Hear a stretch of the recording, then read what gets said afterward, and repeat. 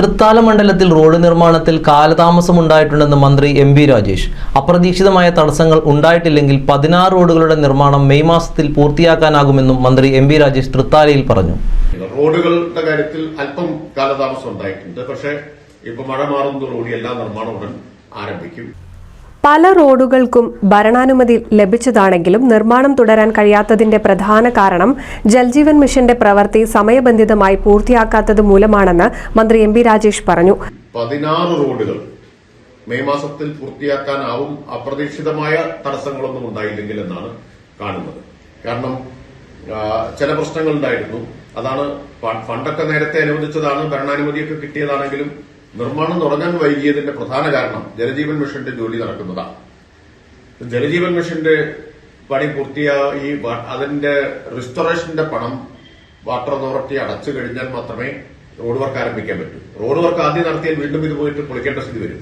അതുകൊണ്ടാണ് കുറച്ച് കാലതാമസം മിക്കവാറും വർക്കുകളുടെ കാര്യത്തിൽ നേരിട്ടത്. അപൂർവം ചില വർക്കുകളുടെ കാര്യത്തിൽ കോൺട്രാക്ടർമാരുടെ ഭാഗത്തു നിന്നുണ്ടായ കാലതാമസമുണ്ട്. വർക്കെടുത്ത കോൺട്രാക്ടർമാർ പണി കൃത്യസമയത്ത് തുടങ്ങാൻ തയ്യാറാവാത്ത ചില പ്രശ്നങ്ങളുണ്ട്. അത് അത്തരം ഒരു കോൺട്രാക്ടറുടെ കാര്യം ഞാൻ നേരത്തെ തന്നെ പറഞ്ഞതാണ്, ടെർമിനേറ്റ് ചെയ്തു, പകരം റീടെൻഡർ ചെയ്തിട്ട് റോഡ് നിർമ്മാണം പൂർത്തിയാക്കി. പക്ഷെ അത്ര കാലതാമസം വരും.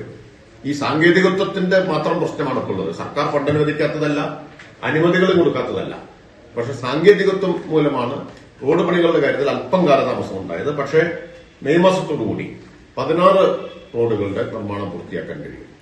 ഇപ്പോ ഇതിനകം നിർമ്മാണം പൂർത്തിയായതും ഫണ്ട് അനുവദിച്ചതും ഇപ്പൊ വർക്ക് തുടങ്ങാൻ പോകുന്നതും എല്ലാമായി 128 റോഡുകൾക്ക് വലുതും ചെറുതുമായി ഫണ്ട് അനുവദിച്ചിട്ടുണ്ട്. സർക്കാർ ഫണ്ട് അനുവദിക്കാത്തതോ അനുമതി നൽകാത്തതോ മൂലമല്ല റോഡ് നിർമ്മാണത്തിൽ കാലതാമസമുണ്ടായത്. അപൂർവം ചില വർക്കുകളുടെ കാര്യത്തിൽ കോൺട്രാക്ടർമാരുടെ ഭാഗത്തുനിന്നും വീഴ്ചയുണ്ടായിട്ടുണ്ടെന്നും മന്ത്രി എം വി രാജേഷ് പറഞ്ഞു. NCV news Thrithala.